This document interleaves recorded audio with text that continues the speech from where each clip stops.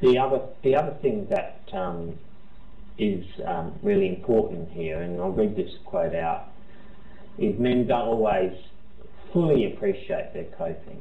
So this man says, I don't think I have really coped with it, using drugs, a lot of dope. I suppose the lifestyle and the drugs have really kept me alive. It blocks everything out. It's a denial that it happened, but it's always in the back of your mind what happened. I blame myself no matter that people say it's not my fault. In the last 7 years, things have changed. I gave up drugs, and in light of the truth of what actually happened, I was helped to see it wasn't my fault. It happened when a guy raped my niece, and she confided in me. It all came flooding back to me, and I got help. I wasn't alone. And I mean, this is very powerful stuff that the men talked a lot about, is some of their solidarity and their need to make a difference, in spite of some of their own difficulties. So some of the attempts to actually deal with their abuse had come from helping others. For some men, they'd spoken out and gone to the police, etc., because they were aware that the perpetrator may still have contact with children, or they were fearful of the perpetrator's current activities, or they'd heard someone else's story that had sparked them to move forward and to speak about the abuse.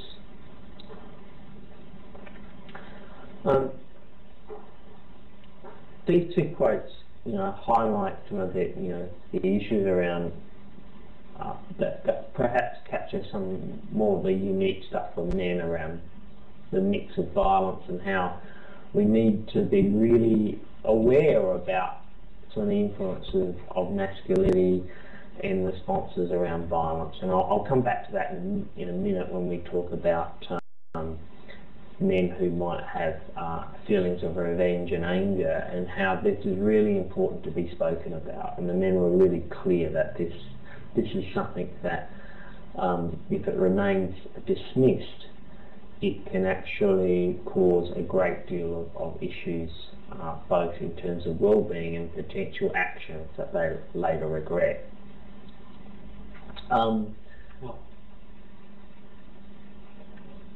Is there a question coming up?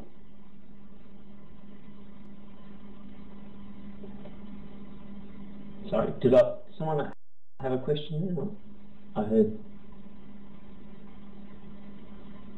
Okay, no worries. The other thing that's really important with this quote, and this comes from a man who identifies as non-heterosexual, and some of the differences and sorts of processes that we need to be aware of, the diversity of men that experience child sexual abuse. And this man says, I don't always use protection. What he's referring to is safe sex. And that's just like, oh well, I want to feel the whole thing and I don't give a damn what the repercussions are. But in actual fact, if I'm not in that frame of mind, I do give a damn because of the abuse. It almost feels like I'm a bit of a perpetrator on myself, in a way. Who gives a fuck about me? And I relate this to the abuse, definitely. So, I mean, this really highlights some risk-taking and other behaviours that can be almost a re-abuse, many of the men spoke about.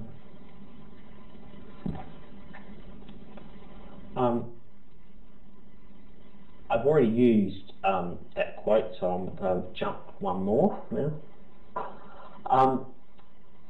Men also spoke about a whole range of things that had kept them going, and that it might not have been so much about using drugs and alcohol to cope, but it might have been some of the disengagement was to occupy yourself with excesses, and that could, and for some men it was excesses of exercise, sometimes it was excesses of work, excesses of particular areas of their life that served to disengage them from others, quite often, and also says some of the influence of masculinity comes in here in this quote.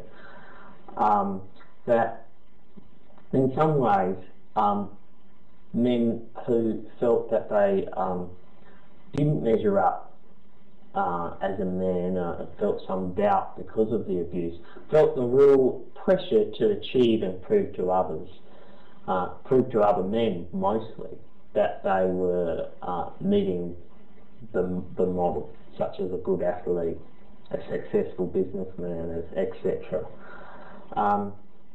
And when, for this man, as he says, when he actually got most relief from talking to other men that had experienced abuse as well. Because this quote tells a story that, you know, is a real risk, and when men seek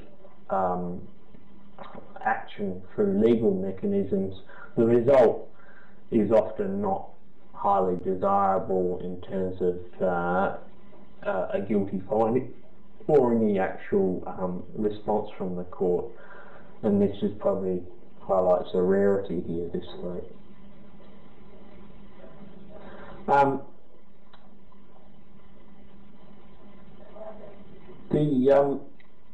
The next point about coping is men's reliance on others often to make the initial call, and I'm sure people who are well experienced in this work often get calls from partners, mums, other significant others, quite often women, who actually give the man the connection to actually taking some type of action about the abuse. And this is, you know, unsurprising if you look at men's health, and men aren't good at going to the doctors for a checkup. They quite often wait until things have got considerably at a considerable level of discomfort. And similarly with some of these issues, men's reluctance to come forward is partly a socialised thing, but also about how men might perceive they'll be judged by services if they say that they've experienced abuse. The next point I wanted to... okay, there's a question here. We have noticed about 25% of our service users are women seeking counselling to support men or to seek info of how to help them. Yeah, I think that's very pertinent in developing a service, is that it's not just for the men, also for key people in their family.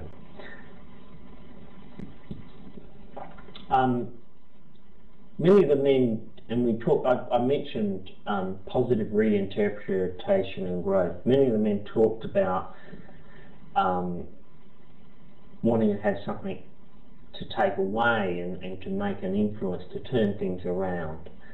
And this is partly addressed through not feeling isolated, and partly through reinterpreting, seeing oneself as courageous rather than a victim.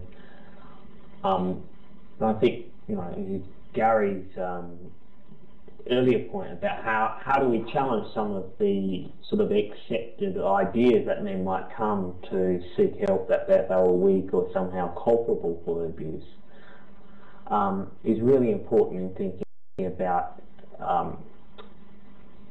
some key questions to ask men that highlight power differentials at the time compared to now, but also perhaps I as a therapist have found this useful to give men some scenarios that don't directly relate to them,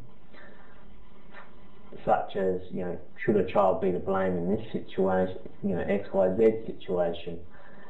And often men will take a very strong stand in a separate case, a stand that stands in opposition to the stand they've taken for themselves around justice and courage for themselves. And creating some of these contradictions can actually be a process that men might find a way to really engage with their courage and their growth.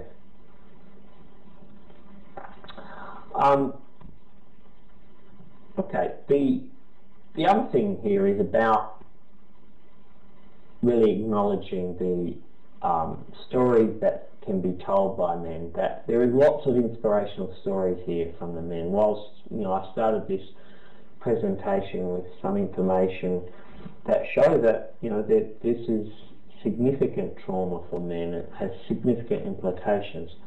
Alongside that, there's a great deal of strength and a great deal of possibilities for men who do seek assistance or do seek out information that helps clarify their situation. And this is about how we bring this out into the public sphere, that it's actually people might respond in a way that is supportive. I think people in situations such as myself, practitioners who specialise in this area, are not on the front line, such as GPs, police, prison officers, other service providers, that actually often are the first point of call. And then secondly, people, community and family. These are the critical points for men to feel they can speak about these issues. And that's really the big challenge in terms of making this far more public issue. I want to finish with just a couple of things that are probably important. I've just noticed another question here. I have to say that I'm still inspired and amazed by the men who use our service, even when they are in the midst of what they believe to be wrecked lives. Yeah, exactly. It's a really important point that the men in this research were so generous in their coming forward to speak about their experience and their hope that this research might make some difference, raise awareness, put it out there in the public sphere. The other thing is some recent work that I've done here in the UK with just looking at some survivor networks here, is that men are really keen to be involved in as research partners in raising the issue, finding out more about how best to respond. And this is a real challenge for researchers and practitioners, is we don't have great evidence in terms of, we have a lot of practice wisdom and insight that's very, very valuable, but we haven't necessarily been able to put forward a really strong research-based evidence around this issue, given especially the prevalence of this issue.